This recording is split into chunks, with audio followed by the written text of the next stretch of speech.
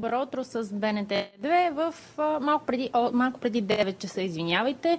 Днес сме на любовна тема, вече се намираме на ъгъла на булевардите Янко Сакъзов и Сан Стефано в един магазин за всякакви празнични принадлежности. А сме тук, защото искаме да разберем защо цената на балоните с хели се е повишила. Имаме такава информация. Ще разберем от Юрий, който работи тук, дали това е така. Добро утро с БНТ2. Добро утро на вас и на вашите зрители.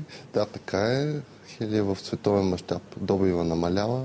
Ресурсите се използват главно за медицински цели, за зарязване на метали и затова тези дейности като пълне на балони с хелии минава на втори план и хелия за нас е много скъпа. Каква е цената на един балон с хели за крайния потребител? 2 лева и 20 стотинки. В сравнение с минали години? С 50% е по-скъпо заради хелия. А има ли все още търсене в този ред на мисли? Има, да. Има търсене, по-малко, но има. Вие на този ден имате ли повече работа, отколкото на другите? Малко повече, да. Можем ли да покажем на нашите зрители как всъщност се надува балон с хели? Разбира се. Какви видове балони вие предлагате? Предлагаме латексови балони, като този, който виждате, и фолиеви балони, които са много по-дълготрайни, когато се напълнят с хели и са в различни форми. А вие самият кой празник ще празнувате? Трифон за Резан или Свети Валентин? Трифон за Резан. Как ще отпразнувате празник? С компания.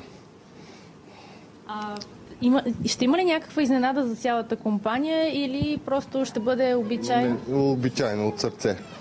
Обичайно от сърце, значи пак ще има. Между другото, днес отбелязвате Деня на приятелството, така че може да бъде един така троен празник. Ние, уважаеми зрители, цял ден следим в София какво се случва покрай този така любовен ден.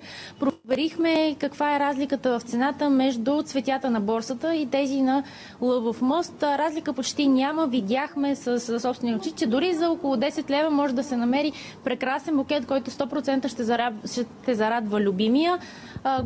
Много хора имаше и тези пазари. Много хора явно са въодушевени от този празник. Предполагам, че днес в този магазин също ще има доста клиенти.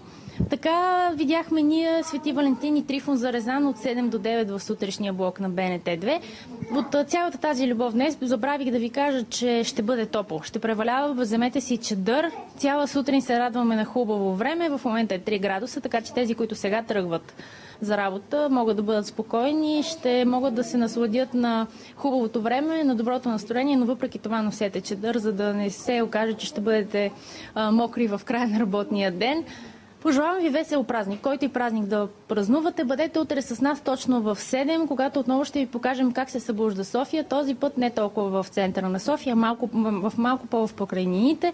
Вижте как се събужда и тази част на София. Сега ви пожелавам успешен и весел ден. Без значение, още веднъж казвам, кой празник ще изберете.